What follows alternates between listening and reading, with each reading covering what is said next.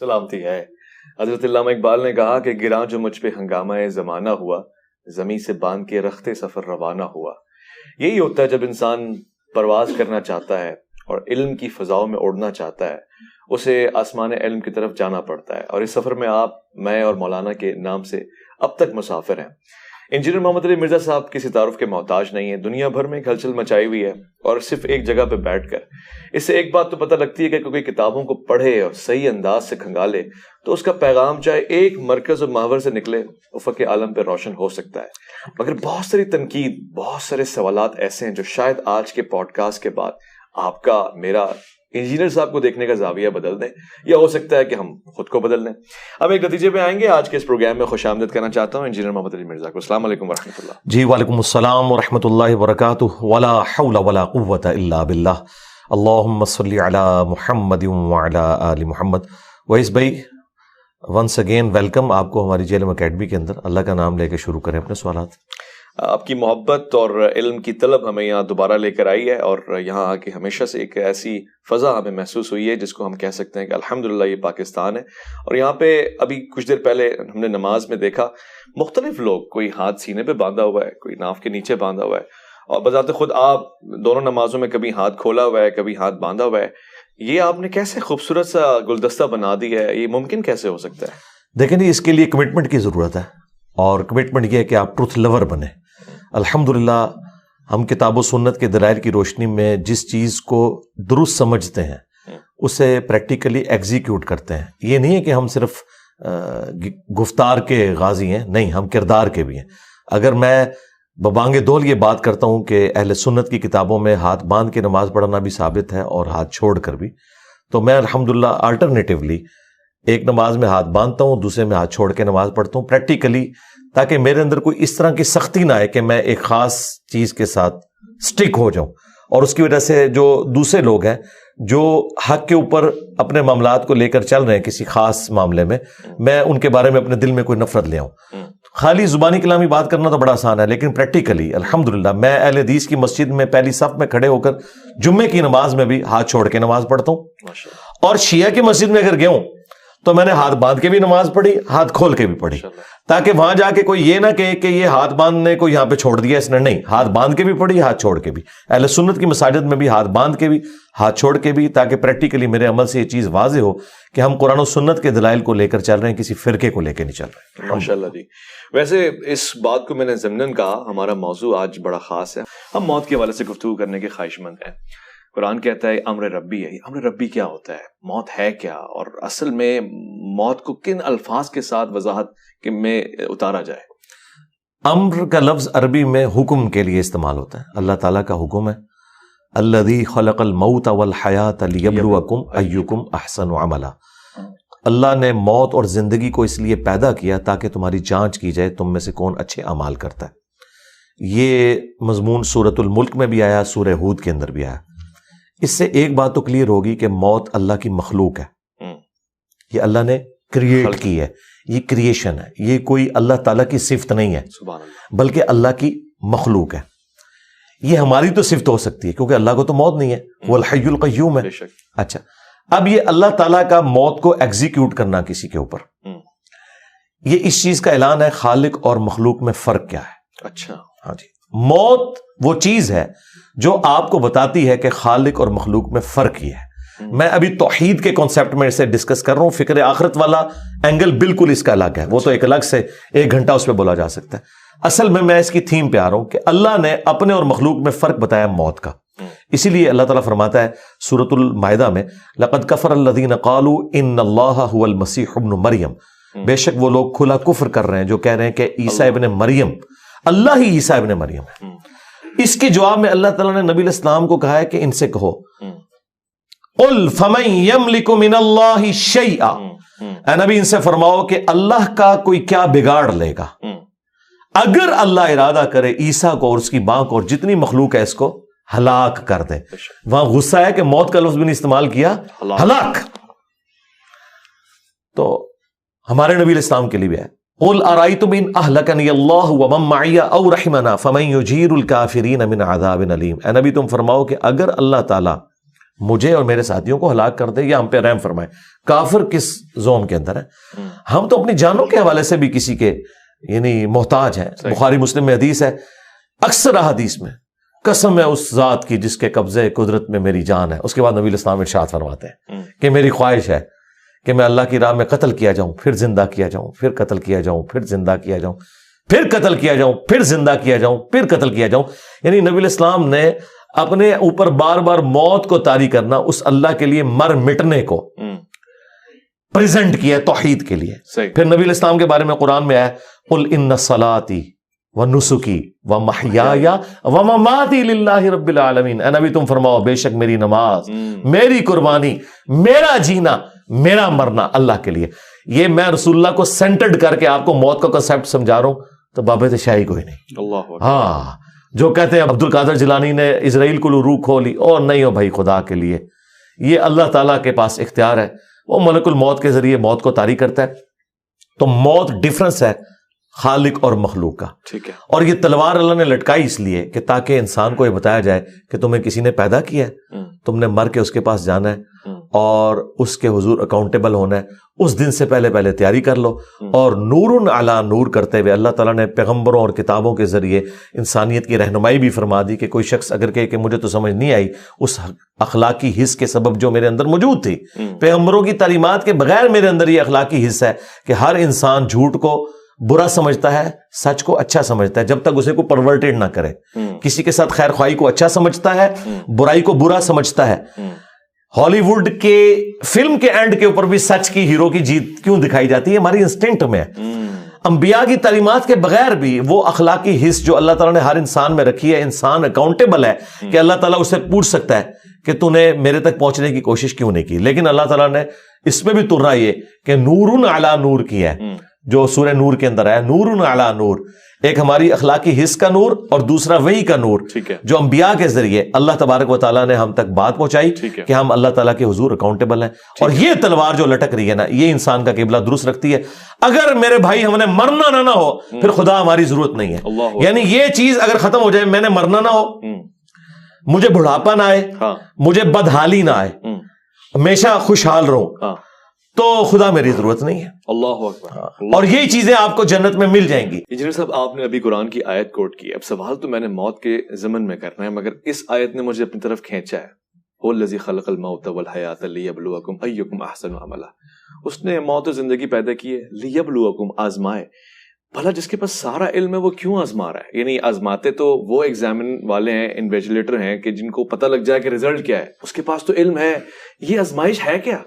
آزمائش اس لیے ہے کہ اللہ تعالیٰ کی صفت عدل سٹیک پہ نہ لگے. اگر اللہ تعالیٰ بغیر آزمائے کسی کی جنت یا جہنم کا فیصلہ کر دے تو قیامت کے دن ہم اللہ کے حضور حجت کے طور پر یہ بات رکھ سکتے ہیں کہ یا اللہ ایک دفعہ آزما کے تو دیکھتا. ہم تو ایسے نہ ہوتے. تو اللہ تعالیٰ نے آزمائش اس لیے رکھی تاکہ یہ چیز جسٹیفائی ہو کہ جس نے بھی جہنم کمائی ہے وہ خود کمائی ہے, جس نے جنت کمائی ہے خود کمائی ہے.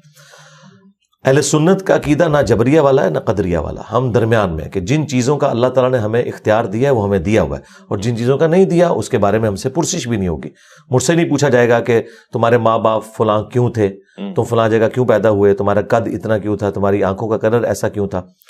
اس کے بارے میں اکاؤنٹیبل نہیں ہو. یہ چیزیں ڈیسٹنی سے, تقدیر سے تعلق رکھتی ہیں.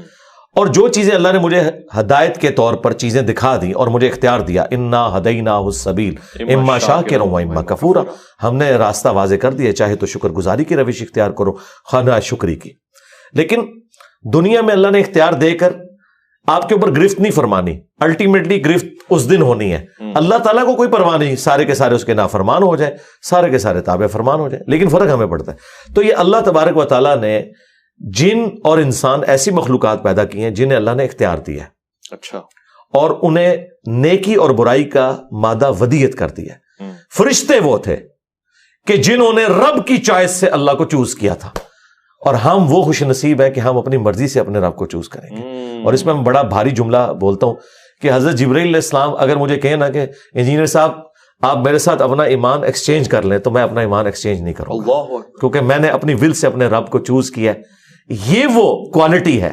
جبرائیل کے پاس لاکھوں کوالٹیز ہوں گی, لیکن ہاں وہ بائی ڈیفالٹ ہے. میں نے اپنے رب کو خود چوز کیا ہے. تو یہ ایک بڑی چیز ہے جس کی وجہ سے انسان اشرف المخلوقات ہے. یہ سب سے بڑی کوالٹی ہے. اللہ اکبر. اور اسی کی وجہ سے جنت انسان کے لیے, فرشتوں کے لیے نہیں ہے. کیا بات ہے. دیکھیں اس پہ ایک اور میرا جملہ بڑا بھاری لے جائیں کہ انسان نے سب سے زیادہ نان سیریس گاڈ کو لیا ہوا ہے, اور خدا کے لیے سب سے سیریس جو ہے نا وہ انسان ہے. دیکھیں یہ پوری کائنات انسان کے لیے, قرآن میں ہے سورہ ہود میں کہ اللہ تعالیٰ نے یہ سب کچھ زمین و آسمان اس لیے پیدا کیا کہ تمہیں آزمائے. یہ ساری کائنات کا مقصد انسان کو آزمانا تھا. تمام چیزیں انسان کی خدمت میں لگی ہوئی ہیں, خواہ وہ سورج ہو, چاند ہو, ہاں سب کچھ زمین میں جتنی بھی مخلوقات ہیں, ایون فرشتے آپ کی ڈیوٹی پہ لگے ہوئے ہیں.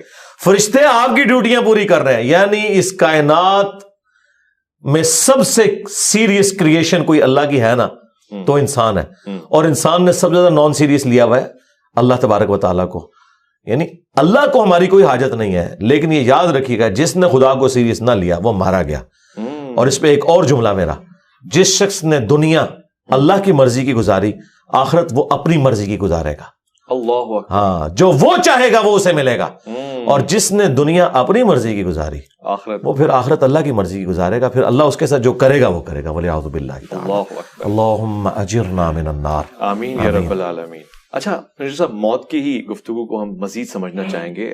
صحیح اسناد اور آپ کو میری زندگی کا یہ رخ بھی آپ کو نظر آیا؟ آپ نے تو مجھے اختلافی موضوعات پہ دیکھا ہے, میں ہر ٹاپک پہ بولتا ہوں. آپ میری قرآن کلاسز دیکھیں تو آپ ان تمام لوگوں کو, وائزین کو دیکھنا چھوڑ دیں گے جو آپ کو فکر آخرت کے اوپر باتیں کرتے ہیں. مجھے خوشی ہے اس بات کی, اور توقع بھی یہی تھی. اور میں اپنے ناظرین کو یہ کہنا چاہتا ہوں کہ مجھے اس سے بھی زیادہ خوشی اس بات کی ہے کہ یہ تمام موضوعات عام طور سے یہ ایک مزاج ہے, روایت ہے, رسم ہے کہ ہمارے مہمان حضرات ہم سے سوال تک بھی منگوا لیتے ہیں کہ جی سوال ذرا اسٹڈی کر لیں, دیکھ لیں.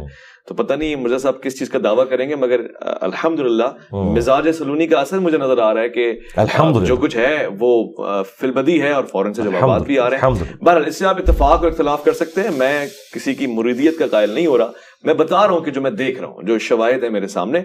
انجینئر صاحب, صحیح اسناد کی روشنی میں روح کیسے قبض ہوتی ہے؟ موت کے سفر کو کہاں سے شروع کیا جاتا ہے اور کہاں پہ ختم ہوتا ہے, اور موت کے بعد دوبارہ جی اٹھنا ہوتا ہے انسان کا عالم اسباب میں؟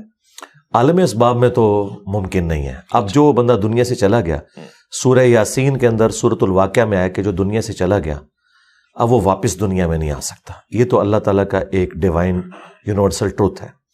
عیسیٰ ابن مریم کے بارے میں قرآن میں رپورٹ ہوا ہے کہ وہ مردوں کو زندہ کرتے تھے, بس اتنا, اللہ کے اذن سے. وہ بھی ان کا ایک معجزہ تھا کہ جو میت رکھی ہے اسے کہتے تھے کم باذن اللہ, وہ زندہ ہوتی تھی. تو یہ بہت ایکسٹراڈنری واقعہ. پھر وہ لوگوں سے کہتے تھے بتاؤ اس کو میرے بارے میں کہ میں کون ہوں, تو وہ میت گواہی دیتی تھی کہ یہ اللہ کے رسول ہے. پھر وہ دوبارہ موت کی حالت میں واپس چلی جاتی تھی. یہ نہیں ہے کہ اس کی دوبارہ سے زندگی سٹارٹ ہو جاتی تھی, نہیں, اس طرح نہیں ہے. لہٰذا وہ جو مردوں کو زندہ کرنا ہے وہ وقتی طور پر ہے, دنیا سے اس کا ایگزٹ ہو چکا ہے. اچھا, دنیا میں نہ تو روحیں یہ گھروں میں آتی ہیں, یہ بالکل غلط بات ہے. نہیں آتی, نہیں, کہاں سے آنی ہے روحیں؟ تو قرآن میں واضح لکھا ہے کہ یا علیین میں یا سجین کے اندر ہے. نیکوکاروں کی روحیں علیین میں اور سجین میں ہے بدکاروں کی. ہاں, آپ کی قبر یا عالم برزخ, خواہ وہ شیر کا پیٹ ہو یا ہوا میں راکھ کا بکھرنا ہو, ایئر کریش میں یا سمندر میں غرق ہونا ہو یا مٹی کی ڈھیری کے اندر ہو, یہ تمام عالم برزخ ہے. اس روح اور جسم کا ایک رشتہ برقرار ہے جو کہ ان سین بیریئر ہے. وہ قرآن میں ہے وَمِن وَرَائِهِمْ بَرْزَخٌ إِلَىٰ يَوْمِ يُبْعَثُونَ. ان کے مرنے سے لے کر قیامت تک کے لیے ایک ان سین بیریئر ہے. اس کو آپ آبزرو نہیں کر سکتے, نہ کیمرے میں کیچ کر سکتے, کیونکہ اس دنیا کی چیز نہیں ہے. فرشتے آپ ڈیٹیکٹ نہیں کر سکتے. سائنس صرف فزیکل ورلڈ سے تعلق رکھتی ہے. عالم برزخ انبیاء کرام 1,24,000 کم و بیش بیت المقدس میں, صحیح مسلم میں آتا ہے, جمع ہوئے, نبی الاسلام نے امامت کی.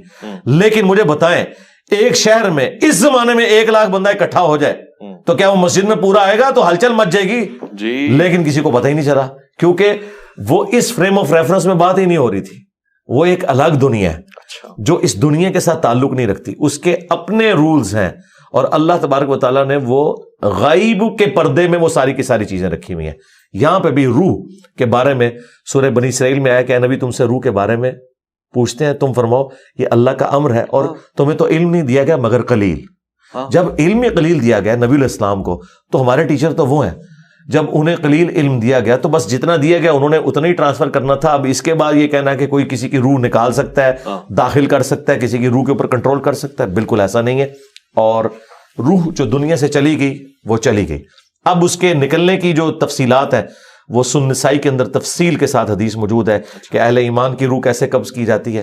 بخاری میں حدیث ہے کہ اللہ تعالیٰ فرماتا ہے کہ مجھے کسی کام میں کوئی تردد نہیں ہوتا سوائے ایک کام کے کہ جب مجھے مومن کی روح قبض کرنی ہوتی ہے. اچھا, اب اللہ تعالیٰ کو بھی تردد ہے, اللہ کو بھی تردد ہے. کیوں؟ اس کے ریگارڈ میں کہ میرا مومن بندہ ہے اور وہ موت کو ناپسند کرتا ہے. ویسے فی نفسی تو موت کو پسند کرتا ہے, لیکن اس اعتبار سے کوئی شخص مرنا نہیں چاہتا. دنیا میں رہنا تو چاہتا ہے انسان, یہ ول جو ہمارے اندر ہے اسی نے ہمیں زندہ رکھا ہوا ہے. کوئی شخص بھی یہ نہیں چاہتا کہ وہ جان بوجھ کے جا کے مر جائے. وہ چاہتا ہے کہ مومن بھی چاہتا ہے کہ میں زیادہ عرصہ دنیا میں گزاروں, اللہ کو رسپانس کروں, زیادہ اپنے لیے ذخیرے آخرت اکٹھا کروں. اور پھر کوئی بھی نہیں چاہتا کہ اپنے بیوی بچوں کو اس طریقے سے چھوڑ کے چلا جائے. تو اللہ تعالیٰ جب اعتراض ہے, شہید تو چاہتا ہے کہ وہ شہید ہو جائے, مطلب شہادت کی آرزو لے کے لوگ میدان میں اترتے ہیں نا. جی, شہید تو چاہتا ہے, بالکل. موت اس لیے گلے لگاتے ہیں کہ موت آنی ہے, اس لیے نہیں کہ وہ جا کے تو خود کافر کو کہتے ہیں کہ یہ میں کھڑا ہوں تو آگے مجھے تلوار مار دے. یہ نہیں, موت تو آنی ہے. ایگزٹ تو ہر بندے کا دنیا سے ہے, تو جب ایگزٹ ہے تو شہادت کے ذریعے ہو. یہ نہیں کہ خودکشی کرنی ہے آپ نے, خودکشی اور شہادت میں آپ نے فرق رکھنا ہے. تو موت تو آنی ہے, تو خواہش ہونی چاہیے کہ میں شہادت کی موت مروں, لیکن یہ خواہش نہیں ہے کہ میں جو فوراً مر جاؤں اور کوئی نیک اعمال نہ کر سکوں. ہاں, دین کو جب میری ضرورت پڑے تو پھر میری پہلی پرائورٹی وہی ہے. جس طرح حسین ابن علی حج کے دنوں میں کربلا چلے گئے تھے, اس لیے کہ وہ سمجھتے تھے کہ اس وقت اس چیز کی ضرورت ہے. ٹھیک ہے, اور باقی جو حج آج تک سلامت ہے وہ حسین ابن علی کی بدولت ہے. اچھا, صلاح الدین ایوبی نے حج نہیں کیا ہوا کیونکہ وہ اس سے بڑی پوسٹ کے لیے کام کر رہے تھے. تو یہ اب دیکھنے کی ضرورت ہے. کیا ہوا حج؟ جی میں نے الحمدللہ کیا 2007 میں. کوئی تصویر ہم نے آج تک دیکھی نہیں ہے اس لیے پوچھ رہا ہوں. نہ عمرے کی نہ حج کی. لوگ تو کہتے ہیں جی جاتے بھی ہیں, جہلم سے باہر نکلتے ہیں اکیڈمی سے کہ نہیں. میں نے تصویر بنا کے کیا کرنا ہے, میں تو میرے بھائی نماز پڑھتا ہوں 5 وقت, تو میں نے اپنے نام کے ساتھ کبھی نمازی بھی نہیں لکھا, تو میں نے حاجی بھی نہیں لکھا, حج بھی کیا ہے, عمرے بھی نہیں, کتابیں بھی نہیں. وہ تو میں ایک سلوگن کے طور پہ بات کرتا ہوں. اچھا, اس طرف واپس آئے کہ وہ اللہ تعالیٰ فرماتا ہے کہ مجھے تردد ہوتا ہے جب مومن کی روح قبض کرنی ہے, کیونکہ موت کو تو ناپسند ہر بندہ کرتا ہے.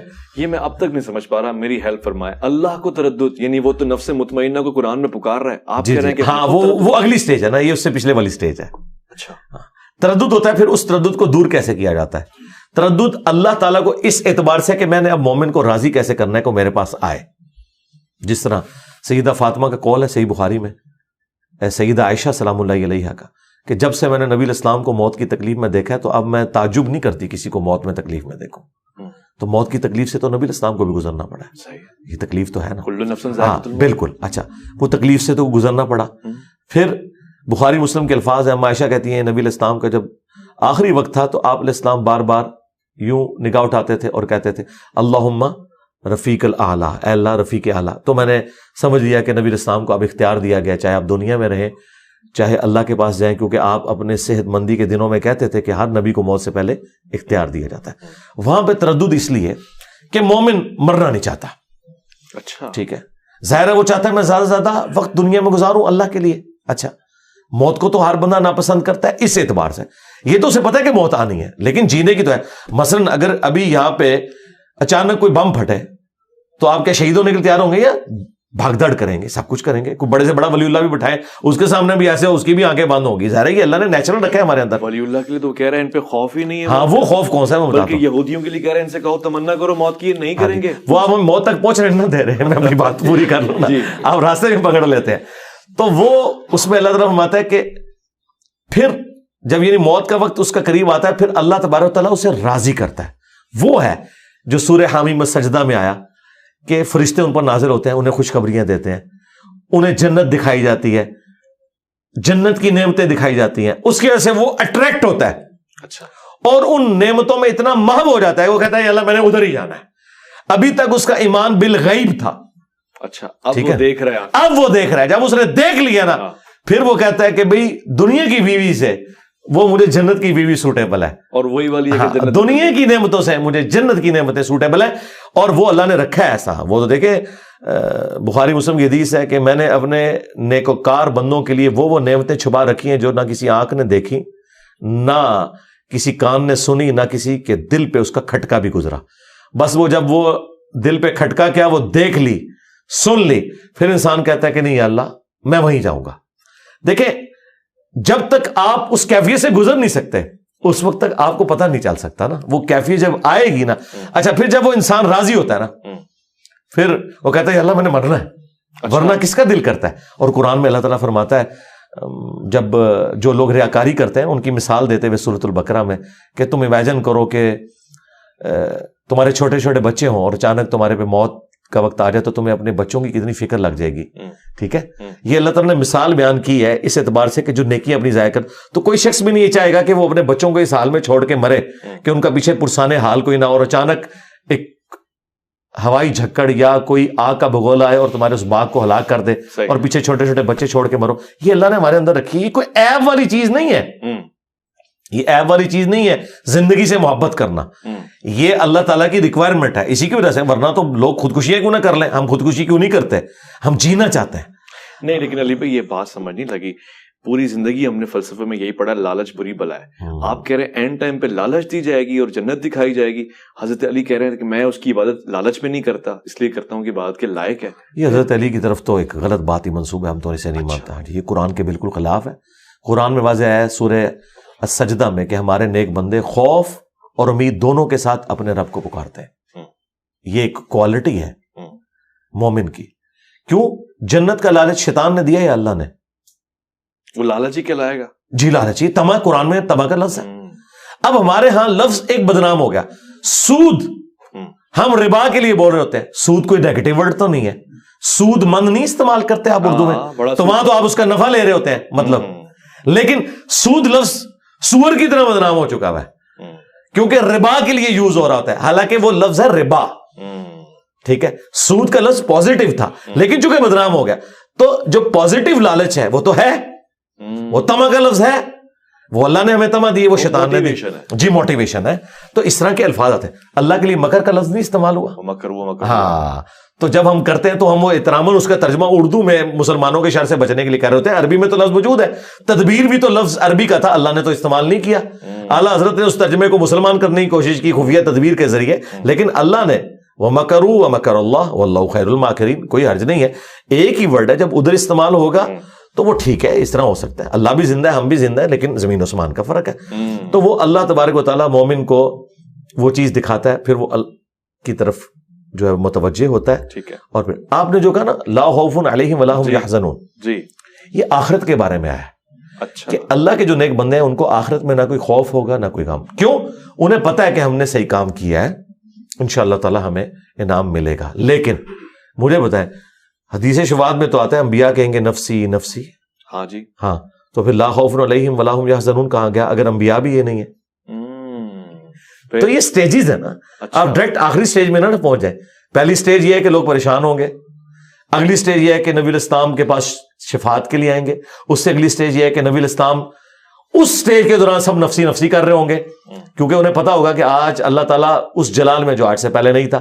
پھر جب شفاعت کا دروازہ کھلے گا اور ایک تھوڑی امید کی کرن پیدا ہوگی, پھر آگے معاملات چلیں گے. پھر نفسی نفسی کی بجائے پھر بخاری مسلم کے الفاظ ہیں, جب میں شفاعت کا دروازہ میرے ہاتھوں پہ کھلے گا پھر انبیاء فرشتے اور نیک بندے بھی شفاعت کریں گے. اچھا, ہاں, لیکن اس سے پہلے نیک بندے نفسی نفسی کر رہے ہوں گے. اچھا, یہ جو سٹیج ہے نا امن کی, یہ بعد میں آنی ہے. عرش کا سایہ بعد میں ہے.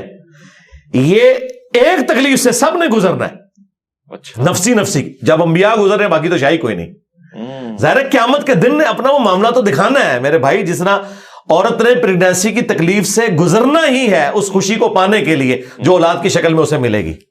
ٹھیک ہے, تو شروع میں تو یہ ساری تکلیفیں ہوں گی, لیکن الٹیمیٹلی انسان. اچھا, پھر بخاری مسلم میں کہ تمام ننگے اٹھائے جائیں گے. سب سے پہلے ابراہیم علیہ السلام کو لباس پہنایا جائے گا. اور اما عائشہ نے پوچھ لیا یا رسول اللہ اگر سارے ننگے اٹھائے جائیں گے تو لوگ ایک دوسرے کو دیکھ نہیں ہوں گے؟ تو نبی علیہ السلام فرمایا وہ دن اس سے زیادہ سخت ہوگا کہ کوئی کسی کو اس طریقے سے دیکھ رہا ہو. یہ حقیقت بات ہے. یہاں پہ بھی جب بم بلاسٹ ہوتا ہے لوگوں کے چیتھڑے اڑ جاتے ہیں, پھر لوگوں کے جو ننگے بدن ہیں لوگوں کی ان کی طرف توجہ نہیں ہوتی ہے, لوگوں کو اپنی موت یاد آنا شروع ہو جاتی ہے. ٹھیک ہے, ہاں, تو یہ اس کیفیت سے جب آپ گزریں گے نا موت کی, موت تو وہ ٹاپک ہے کہ چوراہوں پر کھڑے ہو کر اور بلڈنگز کی چھتوں پہ کھڑے ہو کر ایک ہی بات کرنے کی ضرورت ہے کہ تمہیں مرنا ہے. جب تک مرنے کی تلوار آپ کے اوپر نہیں ہوگی آپ کا قبلہ درست نہیں ہو سکتا، درست نہیں ہوگا. یہ ذہن میں رکھیے گا. ٹھیک ہو گیا. یہ جتنے لوگ بھی گمراہیاں پھیلا رہے ہیں اپنی موت کو بھولے ہوئے ہیں. موت کو بھولے. جی موت کو یہ یہودیوں کے لیے قرآن کہہ رہا تھا. جی کہ تمنا کرو موت کی. اچھا میں نزا کی حالت کو ذرا سمجھنا چاہتا ہوں. یہ ایک مزاج ہے اور اسی طرح سے تعارف کروایا جاتا ہے جی آخری وقت میں نزا کی حالت میں جس نے کلمہ پڑھ لیا بس وہ جنتی ہو گیا. کیا پتہ ایسا ہی ہو. آپ وضاحت فرمائیں جی آخری وقت میں نزا کی حالت میں کلمہ پڑھ لینے سے سارے اعمال پس پردہ چلے جاتے ہیں؟ نہیں اس طرح نہیں ہوگا میرے بھائی. یہ آؤٹ آف کانٹیکسٹ چیزوں کو پیش کرتے ہیں. اس طریقے سے تو بخاری مسلم میں ہے کہ جس نے صدق کے دل سے گواہی دی لا الہ الا اللہ محمد رسول اللہ وہ جنت میں جائے گا، خواہ وہ شراب پیتا ہو، چوری کرتا ہو، زنا کرتا ہو. تو یہ اس طریقے سے نہیں ہے، یعنی اپنے اعمال کا عذاب بھگت کر. یہ اس کے اندر امپلائڈ ہے. کیوں؟ دوسری طرف بخاری میں حدیث ہے کہ میری ساری امت جنت میں جائے گی سوائے اس کے جس نے جنت میں جانے سے انکار کیا. خود ہی انکار کیا. صحابہ نے کہا کہ من ابا یا رسول اللہ، کس نے، کون انکار کرے گا؟ آپ نے فرمایا جس نے میری اطاعت کی وہ جنت میں جائے گا اور جس نے میری نافرمانی کی اس نے خود ہی انکار کر دیا. یعنی زبان حال سے انکار کر دیا. شستہ اردو میں اس کے لیے لفظ ہوگا گویا کہ اس نے انکار کر دیا. یعنی ویسے تو وہ کہہ رہے ہیں میں نے جنت میں جانا ہے لیکن اس کے کرتوت نہیں جنت میں جانے والے. تو یہ ساری چیزوں کو جمع کر کے ایک رزلٹ نکالا جاتا ہے. نزا کی جو تکلیف ہے وہ مومن نے بھی کاٹنی ہے، منافق نے بھی کاٹنی ہے، کافر نے بھی کاٹنی ہے. بخاری مسلم کے جب الفاظ ہیں ہم عائشہ کہتی ہیں کہ جب سے میں نے نبی علیہ السلام کو نزا کی تکلیف میں دیکھا ہے میں تعجب نہیں کرتی، لیکن وہ تکلیف جھیلنا آسان ہو جائے گا اہل ایمان کے لیے. اچھا جھیلنا آسان ہو جائے گا، وہ دکھا دیا جائے گا. ہاں وہ دکھا دیا جائے گا. آہستہ آہستہ سارے معاملات اس کے لیے سیٹل ڈاؤن ہو جائیں گے. ظاہر دنیا میں تکلیف تو ہوتی ہے میرے بھائی، آپریشن کی بھی تکلیف ہوتی ہے، لیکن وہ ایک چیرا جو لگتا ہے نا آپ کو وہ ایک لمبے آرام کے لیے ہوتا ہے، اس کے بعد سکون ہو جاتا ہے. تو یہ بہرحال ایک ایگزٹ تو ہے دنیا میں اللہ تعالیٰ نے، اور اللہ تعالیٰ ثابت قدم کرے گا. تو قرآن میں واضح ہے کہ اللہ تعالیٰ دنیا میں اور آخرت میں اہل ایمان کو ثابت قدم رکھے گا.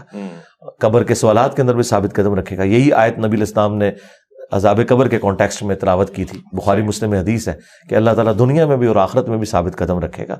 من ربک ما دینک ما کنت تقول فی حق ھذا الرجل. یہ ان ساری چیزوں میں اب بات سے بات نکل آتی ہے. میں بڑا معذرت خواہ ہوں، تمام احادیث میں صرف ایک ہی حدیث میں یہ 3 سوالات مجھے سنائی دیے ہیں. ویسے صرف اللہ کے رسول کے بارے میں سوال ہے اور یہ 3 ایک ہی صحابی سے یہ روایت ہے. اس پہ ذرا روشنی ڈال دیں کہ 3 سوالات ہوں گے اللہ کے رسول کو دکھا کے ہوں گے، تصویر دکھا کے ہوں گے، یا سامنے قبر میں حضور صلی اللہ علیہ وسلم کی حاضری ہوگی؟ نہیں، قبر میں تو نبی علیہ السلام کی حاضری کا لفظ بولنا ہی گستاخانہ ہے. اچھا، بریلویوں کی ڈاکٹرن میں یہ کہتے ہیں نبی علیہ السلام حاضر و ناظر ہے.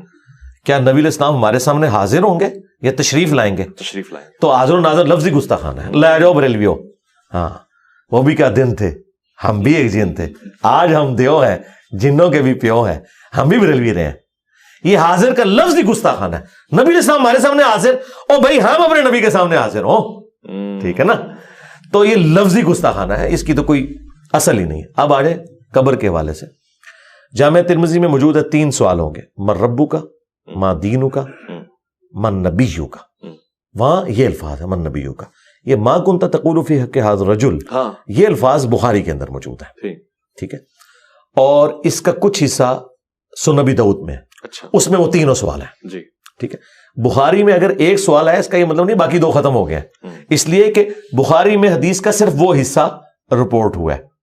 یہی وہ چیز ہے کہ ساری حدیث ایک جگہ جمع کی جاتی ہیں. جس طرح قصہ آدم اور ابلیس قرآن میں 7 دفعہ ہے.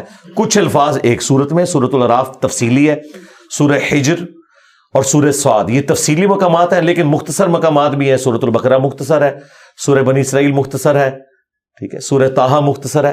کچھ الفاظ وہاں پہ ہیں، کچھ وہاں پہ نہیں موجود. سب کو جمع کیا جائے گا. تو یہ 3 سوال جو ہے بیسیکلی 4 سوال ہیں. اچھا، کیفیت آپ بتا رہے تھے کہ جب پوچھا جائے گا اللہ کے رسول کے بارے میں. ہاں وہ میں ادھر تو بعد میں پوچھوں گا نا. سب سے پہلے تو پوچھا جائے گا تیرا رب کون. صحیح. تو جو مؤمن ہے تو وہ کہے گا ربی اللہ، اور دین میرا اسلام ہے، اور نبی اسلام کے بارے میں کہے گا وہ محمد رسول اللہ صلی اللہ علیہ وسلم. وہ تو اللہ کے رسول محمد ہے صلی اللہ علیہ وسلم. دنیا کی کسی حدیث کی کتاب میں یہ موجود نہیں ہے کہ نبی علیہ السلام تشریف لائیں گے یا آپ کی شکل مبارک دکھائی جائے گی. اچھا، یہ انہوں نے خود ڈیٹیکٹ کیا ہے. وہ کہتے ہیں جو یہ ہاذا کا صیغہ نا، تو ہاذا کا لفظ جو ہے وہ اس کے لیے استعمال ہوتا ہے جو سامنے موجود ہو. جی، ہم کہتے ہیں یہ بالکل آپ کی بات غلط ہے. کیوں؟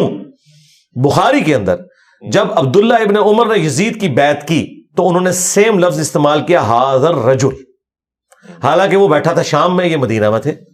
یعنی حاضر رجل سے مراد جس کا کہ ذکر ہو رہا ہے، خواہ وہ غائب میں بھی موجود ہو. عربی لغت میں حاضر جی استعمال ہو جاتا ہے. اچھا، اور اس پر ترا یہ کہ جواب میں وہ حاضر محمد رسول اللہ تو نہیں کہتا، وہ غائب کا صیغہ استعمال کرتا ہے، ہوا محمد رسول اللہ. تو جواب ہی بتا رہا ہے، ورنہ تو کہ ہاذا محمد رسول اللہ، وہ کہتا ہے ہوا محمد رسول اللہ. اچھا، مفتی احمد یار خان نعیمی جو پوتا شاگرد ہیں اعلیٰ حضرت کے، انہوں نے جال حق میں لکھا ہے کہ اگر نبی علیہ السلام سامنے موجود نہیں ہے تو اس مردے کو چاہیے کہ وہ کہے ای الرجل، کس مرد کے بارے میں پوچھ رہے ہو. تو جب وہ پوچھ رہے ہیں نا اس مرد کے بارے میں کیا کیتا ہے، تو مراد ہی وہ سامنے موجود ہے، ورنہ تو اس کو پہلا سوال یہ ہونا چاہیے تھا کس کی بات کر رہے ہو بھائی، کہنا کیا چاہ رہے ہو. تو ہم نے مفتی صاحب کا یہ اعتراض دور کر دیا. مسند احمد میں ایک حدیث ہے، یہی حدیث کا ایک طریق مسند احمد میں ہے، اس میں الفاظ ہے کہ وہ کہتا ہے کہ تم کس مرد کی بات کر رہے ہو، تو وہ کہتا ہے الذی بعث فیکم، اچھا، جو تم میں مبعوث کیا گیا تھا پیغمبر بنا کر. اور یہ الفاظ ابو داؤد میں بھی موجود ہے کہ وہ پوچھتا ہے کہ کس مرد کی بات کر رہا ہے، یعنی کسی غائب کا ذکر ہو رہا ہے، کسی غائب کا ذکر. پھر وہ کہتا ہے ہوا محمد رسول اللہ، جواب ہی بتا رہا ہے ہوا، وہ تو اللہ کے رسول محمد ہے، ورنہ ہوتا ہاذا محمد رسول اللہ، غائب کی ضمیر، غائب کی ضمیر. تو یہ بالکل کلیئر ہے، یہ بالکل فراڈ ہے. بریلویوں نے کہا کہ نبی علیہ السلام تشریف لاتے ہیں، دیوبندیوں نے کہا شکل مبارک دکھائی جاتی ہے. جھوٹ بول رہے ہیں، ایسی کوئی بات نہیں ہے. اور ہم آپ کو دلیل ایک اور دیتے ہیں، بخاری مسلم میں حدیث ہے، ایک حبشیہ عورت تھی جو مسجد نبوی کی صفائی کیا کرتی تھی، فوت ہو گئی. صحابہ کرام نے رات کو جنازہ پڑھ کے اسے دفنا دیا. چند دن گزرے، نبی علیہ السلام نے کہا وہ عورت میں نہیں دیکھ رہا. ان کا یا رسول اللہ وہ تو فوت ہو گئی. ہاں فرمایا تم نے مجھے نہیں بتایا. نبی علیہ السلام کے لیے اس کی اہمیت یہ ہے کہ وہ صفائی کرنے والی ہے. تو صحابہ کرام کہتے ہیں ہم نے ہلکا جانا اس عورت کو، لیکن حضور نے اس کو امپورٹنس دی کہ مسجد کی صفائی کرتی ہے. آپ نے کہا مجھے اس کی قبر پہ لے کے جاؤ. آپ قبر پہ گئے، بخاری مسلم کے الفاظ ہے، آپ نے جنازہ پڑھا دوبارہ خود، اور واپس پلٹ کے آپ نے فرمایا یہ قبریں اندھیروں میں ڈوبی ہوئی تھی، اللہ تعالیٰ نے میرے جنازہ پڑھنے کی برکت سے انہیں نور سے بھر دیا. اچھا، سبحان اللہ کا مطلب یہ ہے کہ وہ کافروں کی قبریں نہیں تھی. کافر کی قبر میں نور نہیں آ سکتا. مسلمان کی قبریں اس زمانے میں اندھیرے سے بھری ہوئی تھی. اور آج لوگ کہہ رہے ہیں جو کچھ بھی ہے تیرے محبوب کی امت سے. بھئی محبوب کے زمانے کے لوگ بھی اگر کام غلط کریں گے تو اندھیروں میں ڈوبی ہوئی ہوں گی، تسی تو شاہی کوئی نہیں. ہاں، اگلی بات، نبی علیہ السلام اگر اس کی قبر میں خود تشریف لے گئے تھے تو آپ صحابہ سے کہتے کہ ہاں یار وہ 3-4 دن پہلے فوت ہوئی تھی، میں قبر میں گیا تھا، تو تم نے مجھے بتایا کیوں نہیں؟ تو آپ نے تو یہ بات نہیں کی، آپ نے تو قبر کی جگہ بھی ان سے پوچھی ہے. تو اگر آپ قبر میں گئے ہوتے تو آپ کو پتا ہوتا نا میں قبر میں گیا تھا. یہ سب کچھ جھوٹ ہے. ایون نبی علیہ السلام جو خواب میں آتے ہیں نا، یہ بھی نبی علیہ السلام کو نہیں پتا ہوتا میں کسی کے خواب میں کیا ہوں، یہ اللہ تعالیٰ دکھاتا ہے. مثلا آپ میرے خواب میں ہیں تو آپ کو کیا پتا ہوگا؟ یہ ایک اللہ کا ڈپارٹمنٹ ہی الگ ہے. اور نبی میں تو فرق ہے نا جی، جو فرق، ہاں وہ آگے چلے نا، وہ فرق میں آپ کو بتا دیتا ہوں کیا ہے کہ آپ کی شکل میں شیطان بھی آ سکتا ہے. ہاں، ان کی شکل میں شیطان بھی آ سکتا ہے. لیکن یہ کہنا کہ نبی علیہ السلام خود آ جاتے ہیں، تو آپ مجھے بتائیں جو مسند احمد میں حدیث ہے، میں صبح سے کربلا میں اب حسین اس کے ساتھیوں کا خون جمع کر رہا ہوں، تو کیا پریکٹیکلی نبی علیہ السلام وہاں کربلا میں گئے ہوتے؟ یہ ایک شبیہ ہے، ایک تمثیل کے طور پہ دکھایا جاتا ہے، اس کا اس سے کوئی تعلق نہیں ہے. ورنہ نبی علیہ السلام کو اللہ تعالیٰ نے بار بار اس تکلیف سے گزارنا ہے کہ آپ علیہ السلام کو لائیو منظر دکھایا جائے کہ آپ یہ دیکھیں یہ ہو رہا ہے؟ نہیں. یہ امت کی تعلیم کے لیے یہ خواب ابن عباس کو دکھایا گیا کہ نبی علیہ السلام تکلیف میں ہے حسین ابن علی کی وجہ سے. یہ نہیں کہ نبی علیہ السلام کو اللہ تعالیٰ نے مجھے بتایا. نبی علیہ السلام کیا اپنی پوری زندگی امت کا غم کھاتے رہے؟ اب وفات کے بعد بھی انہوں نے یہ غم کھانا ہے کہ کربلا کے لیے 50 سال بعد انہیں قبر سے نکال کے تو کربلا میں لایا جائے کہ دیکھیں ایک ایک بچے کا لاشا آپ کے سامنے اٹھے. یہ تو انتہائی گستاخانہ عقیدہ ہے. یہ ایک تمثیل ہے جو دکھائی گئی ہے امت کو سمجھانے کے لیے کہ نبی علیہ السلام کا دل دکھا ہے حسین کی شہادت سے. بس اس کا یہ قطعاً مقصد نہیں کہ وہاں آپ خود کربلا میں موجود تھے. خواب ایک الگ سے ڈپارٹمنٹ ہے، اس کا کوئی لینا دینا نہیں فزیکل لائف کے ساتھ، وہ ایک ذریعہ ہے غیب کی خبر پہنچانے کا. اس کی ساتھ اچھا، اس سے بھی اگلی پھکی لے لیں. قرآن میں ہے کہ حضرت ابراہیم نے کہا کہ اسماعیل میں نے دیکھا میں تمہیں ذبح کر رہا ہوں، جی، تو ذبح تو کو نہیں کیا، خواب دیکھا تھا. خواب دیکھا. اچھا، اور اسماعیل علیہ السلام نے نہیں کہا کہ جی حضرت میں بھی آپ کے خواب میں موجود تھا، میں ذبح ہو رہا تھا. ان کو بھی نہیں پتا. یہ تمثیل ہوتی ہے. وہ تو کہہ رہے ہیں نا کہ خواب منام ہے، خواب ہے، منام ہے. تو یہاں بھی منام کی بات ہو رہی ہے. قبر والی بات میں وہ خواب نہیں کہہ رہے، کون سی؟ حضور تشریف لاتے ہیں. نہیں، میں بات کر رہا ہوں جو یہ خوابوں میں کہتے ہیں نا کہ نبی علیہ السلام آئے ہیں تو فزیکلی آپ آگے ہیں، یا آپ کو بھی پتا ہے، میں اس کی بات کر رہا ہوں. تو ٹاپک ہی الگ ہے نا، وہ تو میں نے آپ کو بتا دیا نا. نبی علیہ السلام نے کیوں نہیں کہا کہ ہاں 3 دن پہلے میں اس کی قبر میں گیا تھا، وہ حبشیہ عورت جو فوت ہوگی، ہاں مجھے پتا چلا تم نے. آپ نے پوچھا وہ کدھر ہے، انہوں نے کہا کہ وہ تو فوت ہو گئی, آپ نے کہا مجھے کیوں نہیں بتایا؟ تو نعوذ باللہ آپ یہ کہنا چاہ رہے ہیں کہ نبی الاسلام کوئی ایکٹنگ کر رہے تھے؟ نعوذ باللہ نہیں, ایسی بات نہیں. لوگ کہتے ہیں جی بعض اوقات پوچھنے کا ہر دفعہ یہ مقصد نہیں ہوتا کہ میں لا علم ہوں, مثلا خدا اس کے لیے کوئی کرائن ہاتھ میں کیا ہے جی, اس میں کرائن ہونے چاہیے نا, یہاں پہ کوئی کرائن نہیں ہے نا, اس میں کرائن نہیں ہے نا. اچھا اس پہ بھی آپ مجھ سے لے لیں, یہ سلونی والی بات کرتے ہیں, اس میں الفاظ ہیں جب تک میں ممبر پہ موجود ہوں تو مجھ سے جو پوچھو گے میں بتاؤں گا.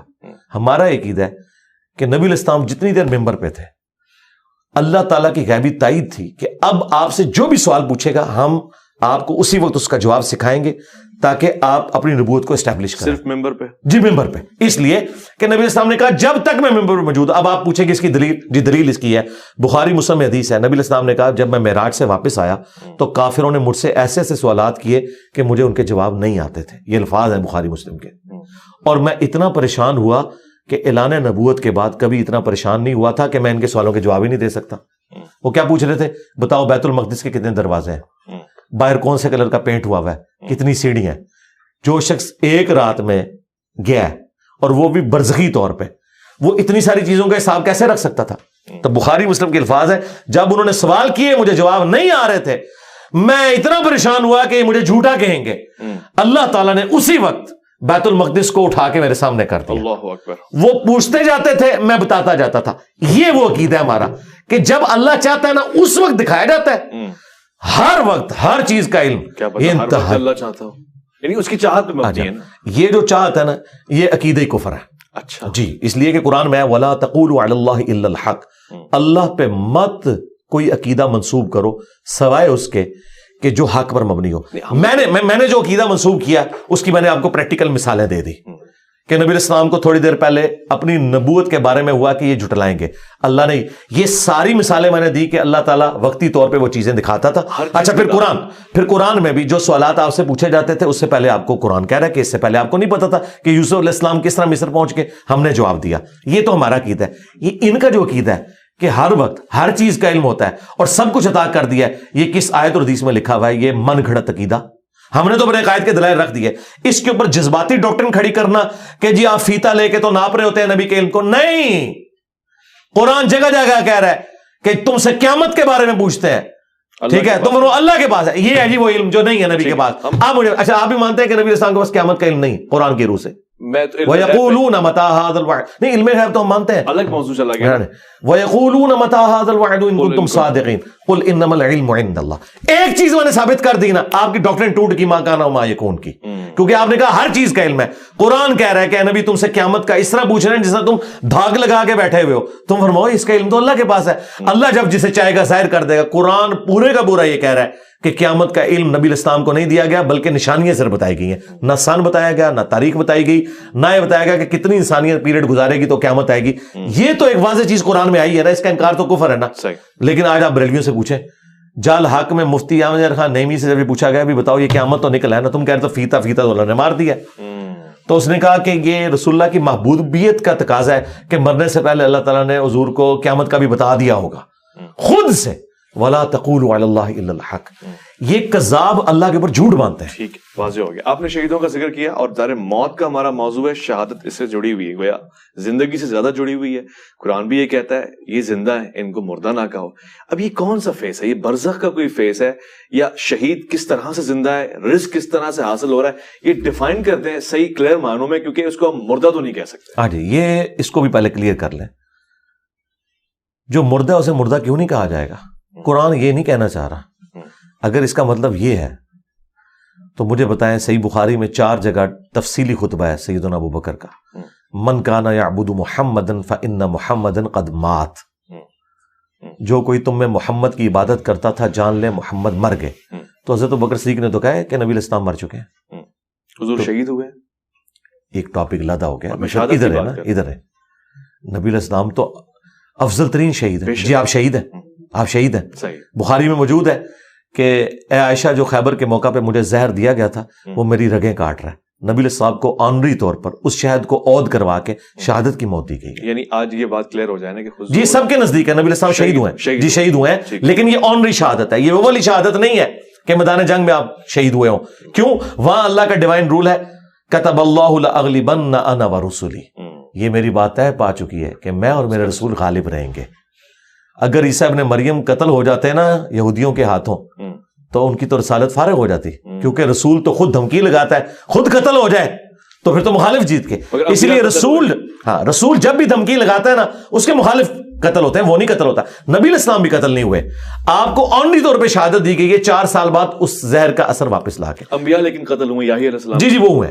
اچھا اب ادھر واپس آئیں جہاں سے ہم نے بات سٹارٹ کی. شہید ڈاکٹر تعلق قادری صاحب نے ایک تقریر میں جذبات میں کہا کہ نبی کو مردہ کہنے والوں تم مر جاؤ. اچھا تو یہ حضرت بکر صدیق کو وہ کہہ رہے تھے, کیونکہ حضرت بکر نے کہا, یعنی میں ان سے یہ کہوں گا, یہ تو حضرت بکر کا خطبہ ہے. من کان یعبد محمدا فإن محمدا قد مات, صحیح بخاری میں 4 جگہ. جو کوئی تم میں محمد کی عبادت کرتا تھا, 1241 نمبر حدیث ہے اور 1242 تفصیلی حدیث, وہ جان لے کہ محمد مر چکے. اور جو اللہ کی عبادت کرتا تھا وہ جان لے کہ اللہ کو کبھی موت نہیں آئے گی اور وہ ہمیشہ زندہ رہے گا. فإن اللہ حی لا یموت. مجھے بتائیں صحابہ میں کوئی حضور کی عبادت کرتا تھا؟ کوئی بھی نہیں. تو یہ فرضی جملہ کیوں بولا حضرت ابوبکر نے؟ توحید کو اسٹیبلش کرنے کے لیے, کیونکہ انہیں پتا تھا کہ اس کائنات کا سب سے بڑا شرک جیزس کرائسٹ کے نام کے اوپر ہوا ہے. رسول اللہ نے بھی جیزس کرائسٹ بن جانا تھا پارٹ 2 اگر حضرت ابوبکر یہ خطبہ نہ دیتے. اور یہ انہوں نے نبی علیہ السلام سے ڈیڈکٹ کیا تھا. صحیح بخاری میں حدیث ہے, میری شان کو اس طرح بلند نہ کرنا جس طرح نصارہ نے اپنے پیغمبر کو بڑھا دیا. میں اللہ کا بندہ اور اس کا رسول ہوں, مجھے اللہ کا بندہ اور اس کا رسول کہنا. اچھا اس کے بعد سیدنا ابوبکر نے آیت تلاوت کی, وما محمد الا رسول قد خلت من قبلہ الرسل افئن مات او قتل. محمد تو نہیں مگر ایک رسول, اگر وہ مر جائیں یا قتل ہو جائے. اب پاکستانی کہتے ہیں جی وصال شریف فرما جائے یا شہید شریف ہو جائے, حالانکہ یہ دونوں عربی کے الفاظ اللہ نے تو نہیں یوز کیے. ٹھیک ہے. اچھا پھر کہا انک میت وانہم میتون, اے نبی تمہیں بھی مرنا ہے تمہارے مخالفین کو بھی مرنا ہے. میتون کے الفاظ ہیں. اور فإن محمدًا قد مات, یہ جو قرآن میں ہے نا کہ شہید کو مردہ نہ کہو, یہ ایک آنر ہے, عقیدے کی بات ہے, آنر کی بات ہے کہ انہیں مردہ نہ مراد یہ نہیں اللہ تعالیٰ کہہ رہا ہے کہ یہ زندہ ہے. اگر زندہ ہے تو پھکا لے لے. شہید کی بیوہ نکاح کیوں کرتی ہے؟ وہ تو پھر زنا کر رہی ہے. صحیح ہے, کلیئر ہو گیا. ہاں اچھا یہ آنر ہے. یہ آنر کیا ہے کہ وہ اللہ کے حضور زندہ ہے. اس میں الفاظ ہے وہ اللہ کے حضور زندہ ہے اور اسے رزق بھی دیا جاتا ہے. اور لیکن ساتھ آیا وَلَٰكِن لَا تَشْعُرُونَ, تمہیں شعور نہیں ہے. تو ان ظالموں نے کیا کیا؟ شعور کیا. انہوں کا شہید زندہ ہے, تو جب شہید زندہ ہے تو زندہ سے آپ مانگ سکتے ہیں, تو ہم اس لیے مانگتے ہیں شہیدوں سے. ہم کہتے ہیں کہ پہلے تو یہ بتاؤ کہ شہید کی بیوہ نے نکاح کیوں کیا ہے, وہ تو بدکاری کر رہی ہے. وہ کہتے ہیں نہیں وہ اور چیز ہے. تو یہ آنرری چیز ہے جی, آنر والی چیز ہے. اچھا نبی کی جو بیوہ سے نکاح نہیں ہوتا نا, اس کے پیچھے شہادت والا ایشو نہیں ہے. وہ اس لیے کہ وہ نبی کا پروٹوکول ہے, وہ پروٹوکول ہے کہ وہ امت کی ماں ہے. النبی اولی بالمؤمنین من انفسہم وازواجہ امہاتہم. وہاں پہ یہ والا معاملہ نہیں ہے, ورنہ اگر یہ والا معاملہ نہ ہوتا تو وہاں پہ بھی اجازت ہو جاتی. لیکن وہ اللہ تعالیٰ نے کہا سورہ احزاب میں کہ اللہ کے نزدیک یہ بہت بڑا گناہ ہے کہ تم رسول اللہ کی وفات کے بعد ان کی کسی بیوی کے ساتھ شادی کرو. یہ آنری طور پہ دنیا اور آخرت میں تمہاری نبی کی بیوی ہیں. یہ ہے اصل میں چیز. تو یہ جو مردہ نہ کہو یہ آنری طور پہ کہ اللہ کے حضور زندہ ہے. اور اس سے جہاد اور قتال کی ترغیب دلائی گئی کہ یہ کافر کہتے تھے نا, جو سورہ آل عمران میں آیا نا کہ جب غزوہ احد کے موقع پر لوگ شہید ہوئے تو ان کا اگر ہمارے بھائی ہماری بات مان لیتے تو وہ شہید ہی نہ ہوتے, قتل ہی نہ ہوتے. تو اللہ تعالیٰ اگر تمہاری موت بھی لکھی ہوتی تم اپنی مقتل گاہوں کی طرف کھینچے چلے آتے. تو یہ بتایا گیا کہ جس چیز کے اوپر ترس کھا رہے ہو نا, اور بھائی انہوں نے تو ابدی زندگی حاصل کر لی ہے, آخرت کی زندگی میں زندہ ہے. یہ جھوٹ ہے جو یہ بول رہے ہوتے ہیں, یہ کہتے ہیں زندہ زندہ, جو بریلوی اور شیعہ کر رہے ہوتے ہیں زندہ زندہ. یہ بتایا کرو آخرت میں زندہ ہے. دنیا سے بھائی جا چکے, دنیا سے اب ان کا کوئی تعلق نہیں ہے سوائے اس کے کہ ہمارا سلام ان تک پہنچتا ہے. سبھی زندہ نہیں, آخرت میں مرا ہوا کون ہے؟ ہاں آخرت میں سب زندہ ہے, لیکن شہید اللہ کی جنتوں میں پروٹوکول کے ساتھ زندہ ہے, اور جو کافر ہے وہ اللہ کی جہنم میں. یہ فرق ہے. دونوں جگہوں پہ ان کو رزق مل رہا ہوگا, زندگی کی علامت ہے رزق. نہیں رزق جو مل رہا ہے نا جی, اللہ نہ کرے اس طرح کا رزق کسی کو ملے جو جہنمیوں کو مل رہا ہے. ان کو تو قرآن میں آیا ہے کہ وہ زخموں کا دھون اور پیپ مل رہا ہے. اس رزق کو نہ کمپیئر کریں. رزق تو ہے نا, رزق آخرت کا ہے. آخرت آج قبر رسول آپ کھودیں, شہید کا پروٹوکول سرکار ایک منٹ, آج قبر رسول کھودیں, آپ کیا سمجھتے ہیں کہ نبی الاسلام وہاں پہ کھا پی رہے ہوں گے بیٹھ کے, یا اٹیچ بات ہوگا؟ میں نے ایسا نہیں کہا. ایسا نہیں ہوگا. آپ ویسے ہی لیٹے ہوں گے جیسے لیٹے ہوئے تھے, وہ برزخ میں. ایسا بھی نہیں کہا, مجھے اس کا بھی اعتراض نہیں. اس کا تو ہمیں پتہ ہے نا کہ نبی الاسلام ویسے ہی ہیں, جو بخاری میں موجود ہے. آیات میں موسیٰ علیہ السلام نماز پڑھ رہے تھے قبر میں. جی وہ تو آج موسیٰ علیہ السلام میں کسی بھی پیغمبر کی قبر کھودیں وہ ویسے ہی ہوں گے. وہ برزخی معاملہ ہے. وہ تو وہاں پہ بیت المقدس میں بھی تھے, وہ برزخ کا معاملہ ہے. وہ آپ کے اس فریم آف ریفرنس کی چیز نہیں ہے. ٹھیک ہے, وہ صحیح مسلم میں حدیث ہے, وہ قائم یصلی فی قبری, وہ اپنی قبر میں نماز پڑھ رہے تھے, بالکل ٹھیک ہے. اس سے طے ہو گیا کہ قبر کے معاملات الگ ہیں, لیکن وہ اس دنیا کے ساتھ تعلق نہیں رکھتے کہ آپ اگر کسی کی قبر کھودیں تو آپ کسی کو نماز پڑھتے ہوئے آبزرو نہیں, یہ نبی علیہ السلام کو یہ آبزرو کرتے ہوئے دکھایا گیا. میرا قیاس ہوا نا, نہیں قیاس نہیں, یہ تو عقیدہ ہے ہمارا. ٹھیک ہے, ہاں یہ عقیدہ ہے. قبر کھود کے تو نہیں دیکھا گیا نا؟ نہیں قبر کھود کے نہیں دیکھا, لیکن ایک تو ہوا نا صحیح بخاری میں حضرت عمر کا پاؤں نکلایا تھا 70 سال کے بعد, تو وہ لوگوں نے استغفار پڑھنی شروع کر دی. صحیح بخاری کے اندر موجود ہے یہ حدیث کہ نبی الاسلام کا پاؤں مبارک نکلا ہے. پھر عروہ ابن زبیر کو بلایا گیا, انہوں نے کہا حضرت عمر کا پاؤں ہے. پھر وہ پاؤں اندر کر کے تو دوبارہ سے قبر مرمت کی گئی. اب مجھے بتائیں, ایک زندہ بندے کا پاؤں ایسے باہر نکلا ہو اور وہاں جھمگٹا لگا ہو تو اپنا پاؤں نہیں سمیٹ لے گا. حضرت عمر نے اپنا پاؤں خود تو اندر کو نہیں کیا. اس طرح کی کوئی انبیاء کی بات کر رہے تھے. نہیں, میں آپ کو بتا رہا ہوں نا کہ ظاہر ہے کہ انبیاء کرام علیہ السلام کا جو پروٹوکول ہے, بعض اصحاب رسول کو, اللہ کے نیک بندوں کو, اہل البیت کو بھی حاصل ہے. میں آپ کو اس کی ایک مثال دے رہا ہوں کہ وہ صحیح انبیاء کا پروٹوکول سب سے الگ ہے. نہیں وہ الگ ہے, نبی جڑا شے کوئی نہیں ہے, مجھے بالکل ٹھیک ہے, وہ اعلیٰ ترین درجہ ہے. ظاہر ہے, مجھے بتائیں انبیاء جنت الفردوس میں جائیں گے نا, اور انبیاء کرام کے جو پیروکار ہیں سچے وہ بھی جنت الفردوس میں جائیں گے, تو آپ کیا کہیں گے دونوں برابر ہو گئے؟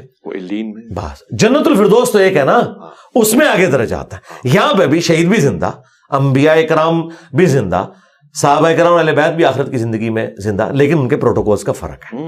یہ آپ نے ذہن میں رکھنا. ہاں, اور مجھے یہ بتائیں, یہ بریلوی جو کہتے ہیں کہ وہ نہیں, میں یہ کلیئر کروں گا, یہ وہ کہتے ہیں کہ جی وہ 2 یہودی نبی اسلام کی قبر کھود کے تو لاش نکالنے کی کوشش کر رہے تھے, خواب والی بات. جی خواب میں. تو نبی علیہ السلام کیا نور الدین زنگی کے محتاج ہیں اپنی جو ناش مبارک کی حفاظت کے لیے؟ اللہ تعالیٰ انا کفیناک المستہزئین ہے, تو وہ ادھر سے حفاظت کیوں کروائی گئی؟ بالکل جعلی واقعہ, اس کی کوئی سند نہیں ہے, جھوٹ ہے یہ. اچھا بالکل ٹھیک ہو گیا. اچھا, موت کے سلسلے میں ایک بڑا دلچسپ سوال ہے, شہادت کے حوالے سے تو آپ نے بیان فرما دیا, فقہی سوال ہے اور اس پہ ذرا روشنی ہو جائے کیونکہ مختلف مکاتب فکر میں مختلف آراء ہے. مرنے کے بعد یعنی میت کے لیے شوہر بیوی کا جو ازدواجی رشتہ ہے, یعنی اس کے لیے محرم ہونا کس طرح سے ثابت ہے نہیں ہے؟ مطلب وہ غسل دے سکتا ہے اپنی بیگم کو؟ جی کیوں نہیں دے گا. یہ حنفیوں نے ایک ڈھکوسلا کیا ہے کہ جی وہ نکاح ٹوٹ جاتا ہے, بیوی تو اپنے شوہر کو غسل دے سکتی ہے, وہ کہتے ہیں شوہر نہیں دے سکتا اگر اس کی بیوی مر جائے. وہ کہتے ہیں نکاح ٹوٹ گیا. بھائی نکاح کہاں سے ٹوٹ گیا؟ وہ آخری وقت میں جب مری ہے تو اسی کی بیوی ہے. نکاح یہ تو کوئی اور کر سکتا ہے, وہ تو اس کی بیوی کی حیثیت سے مری ہے. مجھے بتائیں, قرآن کہہ رہا ہے کہ میاں بیوی ایک دوسرے کا لباس ہے نا, لباس کا اور میرے جسم کا کوئی پردہ نہیں ہے. سب سے سوٹیبل کوئی اگر پرسنالٹی ہے نا اپنی بیوی کو غسل دینے کے لیے تو مرد ہی ہے. اس سے زیادہ تو کوئی اس کا پردہ رکھنے والا ہی نہیں ہے. یہ انہوں نے ایک جذباتی چیزیں جو ہے مشہور کر دی ہوئی ہیں. اچھا, سیدہ فاطمہ کو غسل کس نے دیا؟ حضرت علی کرم اللہ. ہاں, تو وہ شوہر نہیں تھے. اور یہ پھک ہے جی, یہ مانتے ہیں, خود ہمیں بتاتے ہیں سندیں چھوڑ دیں, سندوں کی بحثیں ہم سے کوئی نہ کرے. اب یہ تو وہ واقعات ہیں جو خود بیان کرتے تھے, یہ سندیں تو ہمارا مسئلہ ہوتی ہیں. المستدل للحاکم میں یہ حدیث موجود ہے, یہ چھوڑ دیں. یہ ہمیں سناتے تھے کہ جی حضرت فاطمہ کا وہ پردہ تھا کہ مولا علی نے خود غسل دیا, ان کے تو برنا جسم کو کسی عورت میں نہیں دیکھا. اور ظالموں, اس میں سے یہ رزلٹ نہیں نکلتا تھا کہ وہ ان کے شوہر تھے تو نکاح ٹوٹ نہیں گیا تھا آپ کے بقول. تو یہ پھک ہے. اور پھر حضرت بکر صدیق رضی اللہ تعالیٰ نے بھی اپنی بیوی کو غسل دیا ہوا ہے. ٹھیک ہے, تو یار یہ خدا کے لیے اللہ سے ڈر جائیں. یہ اس قسم کی جو باتیں مشہور کرتے ہیں, مطلب یہ پتہ نہیں کہاں سے انہوں نے باتیں نکال دی ہیں. ہم تو ان باتوں کو بالکل درست نہیں سمجھتے. بیوی بھی اپنے شوہر کو دے سکتی ہے, شوہر بھی اپنے, دونوں دوسرے کو دے سکتے ہیں. ٹھیک ہو گیا. اچھا, یہ بہت سے لوگ پوچھتے ہیں جنت میں یہی بیویاں ملتی ہیں یا ہو رہے ہیں کچھ الگ فریم کی ہوتی ہیں, کیٹیگری الگ ہوتی ہے, یا پھر یہ کہ وہ جو کہا گیا غلام اور مخنث ان کی کوئی تعداد ہوتی ہے؟ دیکھیں, یہ وہ لوگ باتیں کر رہے ہیں جن کا جنت میں جانے کا کوئی پلان نہیں ہے. پلان نہیں. ہاں, اور نظر بھی آ رہا ہے کہ شاید یہ جنت میں جانے میں کامیاب بھی نہ ہو.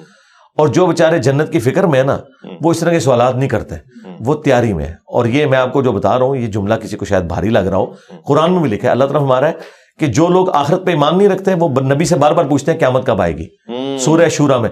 اور جو قیامت پہ ایمان رکھتے ہیں وہ ڈرتے رہتے ہیں کہ یہ آ ہی نہ جائے. اللہ اکبر. ٹھیک ہے نا. تو ہمیں اس طرح کی باتوں سے نہ کوئی انٹرسٹ ہے کہ ہم ان کے اندر کوئی تفصیلات میں جائیں اور چسکے لیں. اس کے لیے آپ طارق جمیل صاحب سے رابطہ کریں. ہم آپ کو اجمالاً کہتے ہیں کہ جو قرآن میں آیا کہ جنت میں ہر وہ چیز ہے جس کی تم خواہش کرو گے. اچھا, ہاں, یہ کیٹاگوریکل ہے. ہر وہ چیز ہے جس کی تم خواہش کرو گے. یہ کیٹیگوریکل جملہ ہے. تو جو آپ خواہش کرتے ہیں اللہ تعالیٰ وہ آپ کی خواہش کو پورا کرتے ہیں. کراچی رہنے والا اگر خواہش کرے کہ میں انجینئر مرزا کے ساتھ پڑوسی ہو جاؤں, اور جہلم والا بھی جنت میں خواہش کرے, تو وہ خواہش پوری ہو جانی ہے. جہلم والا تو یہ خواہش کرے گا کہ رسول اللہ کے ساتھ ہو, نہ اسے کراچی والے سے ہے, نہ بریلی والے سے, نہ دیوبند والے سے. خواہش کی بات ہے نا, کوئی بھی خواہش کرے نا. تو یہ 2-3 پرسنالٹیز ہو جانی ہے. اس طرح بیگمات بھی, مثلا مجھے ایک خاتون پسند ہے اور کسی کو کوئی دوسری خاتون, وہی خاتون پسند ہے, تو وہ دو. دیکھیں یہ ڈومین اللہ تعالیٰ کی ہے, میں اس پہ بول تو سکتا ہوں, میرے اندر کمپیٹنسی ہے, لیکن یہ میرے انٹرسٹ کا ٹاپک نہیں ہے. نہ میں اس کو اس لیول پہ اترنا چاہتا ہوں کہ آپ نوجوانوں کے لیے کوئی کلپ بنا کے تو لوگوں کو اس چکر میں ڈال دیں. بھائی اس وقت تو اپنی آخرت کی تیاری کریں, آپ نے مرنا ہے, اللہ کے حضور جانا ہے. ایک دفعہ ادھر سے نکلنے میں کامیاب ہو جائے, آگے جا کے اللہ نے آپ کو سب کچھ دینا ہے انشاءاللہ. یہ میں آپ کو گارنٹی کرتا ہوں کہ قرآن یہ کہتا ہے کہ ہر وہ چیز ہے جو تم خواہش کرو گے. ٹھیک ہے, جب یہ کیٹیگوریکل جملہ ہے نا, ہر وہ چیز ہے جو تم خواہش کرو گے, اللہ تعالیٰ ہر چیز کے اوپر قادر ہے. سبحان اللہ. ٹھیک ہے, اللہ تعالیٰ کے لیے کوئی مسئلہ نہیں ہے کہ کسی شخص کو 1 بیوی دے جنت میں یا 1000 بیوی دے, جس شکل کی وہ چاہے اس شکل و صورت کی دے, جس طرح کی وہ چاہے اس طرح کی دے. اور اللہ تعالیٰ اس چیز کے اوپر بھی قادر ہے کہ ایک عورت کو جس طرح کا شوہر وہ چاہتی ہے وہ مل جائے. اچھا, ہاں اللہ تعالیٰ قادر ہے اس کے. سبحان اللہ. بے شک.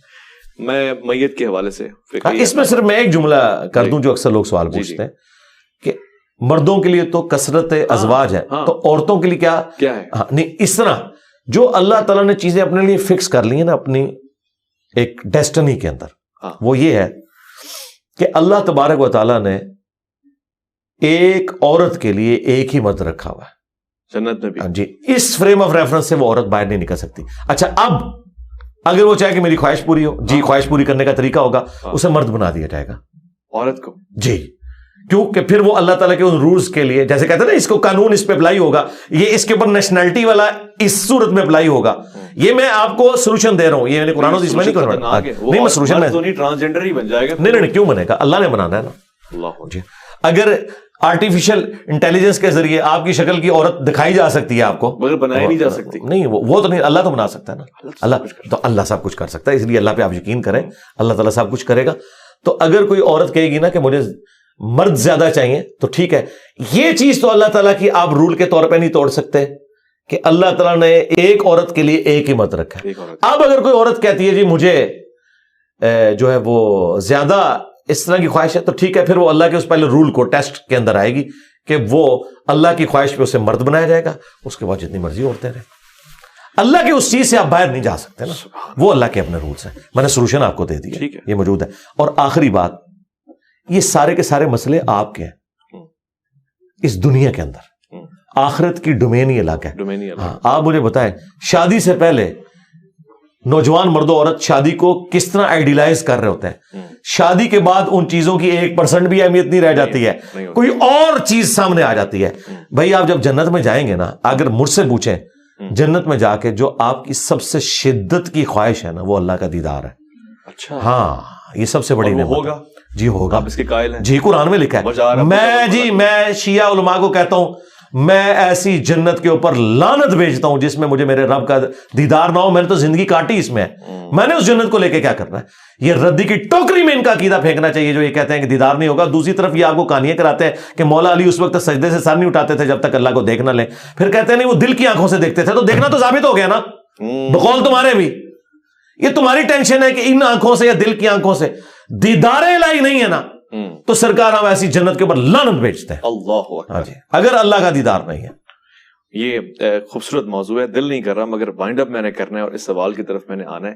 عام طور سے غسل میں یہ مسائل کھڑے ہو جاتے ہیں, شرم گاہوں کو اندر سے صاف کرنا ہے, دبانا ہے, یعنی یہ چونکہ ایک مسلکی بحث بھی شروع ہو جاتی ہے کہ کوئی چیز ڈالنا اور نکالنا, اس پہ صحیح طریقہ کار کیا ہے؟ اور خدا کے لیے قرآن میں واضح ہے کہ جب کوئی جنبی ہو تو غسل کر لے. ٹھیک ہے, اور غسل کرنے کے لیے وہی طریقہ ہے کہ ظاہری بدن کے اوپر آپ نے پانی بہانا ہے. That's all. ہاں جی, یہ جو حنفیوں نے کہا کہ ناک میں ادھر تک چڑھ جائے, اللہ کے بندو یہ کس حدیث میں آیت میں لکھا ہوا ہے؟ یہ حدیث سے لے کے آتے ہیں تو وہ طریقہ ہے, وہ جو طریقہ بیان کر رہے ہیں وہ تو مجھے بتائیں. قرآن میں وضو تو چہرے سے شروع ہو رہا ہے, بخاری مسلم میں وضو جو ہے کلی اور ناک سے شروع ہو رہا ہے, تو جس سنت ہے اصل وہ ہے کہ چہرے سے 4 فرائض ہے. چہرہ, دونوں ہاتھ کونیوں سمیت, سر کا مسا اور پاؤں کو دھونا, اور مسا بھی ثابت ہے، دونوں چیزیں وہ الگ سے لفظ مسا ہے. جی وہ ایک لادہ ٹیکنیکل بحث ہے، میں اس طرف نہیں جاتا، پھر اور چیز شروع ہو جائے گی فی الوقت میں.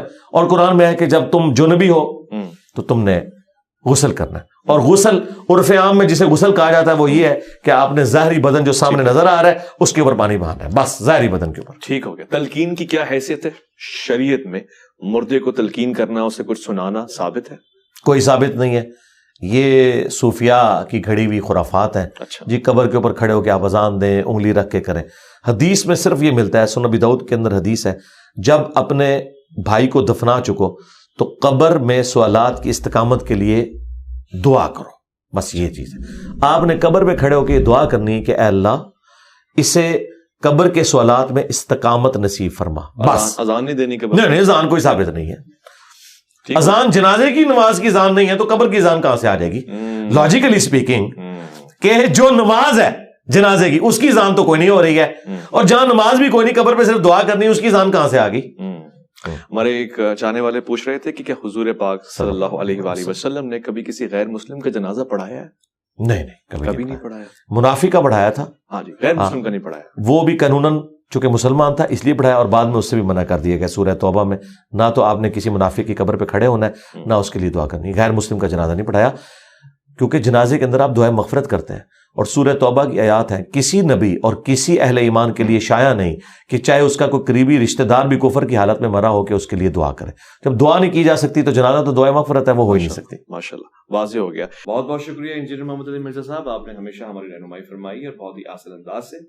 زرمن پروگرام کو آپ نے دیکھا اور بہت ہی ایک خوبصورت سا جائزہ آپ نے موت، عالم موت، پھر برزخ، اور اس کے بعد یہاں تک کہ ہم قبر تک بھی پہنچے. ہم نے میت کے احکام اور اس کے بعد جنازے کا بھی تھوڑا سا جائزہ لیا ہے. امید ہے اللہ نے زندگی دی، جیسے کہ انجینئر صاحب نے فرمایا یہ آن ریکارڈ چلا گیا، اس کا اجر آپ کو، مجھے اور سب کو، خاص طور سے انجینئر صاحب کو ملتا رہے گا. اپنا خیال رکھیں گے. میں اور مولانا کے سفر میں دیکھتے رہیں گے پروگرام کو.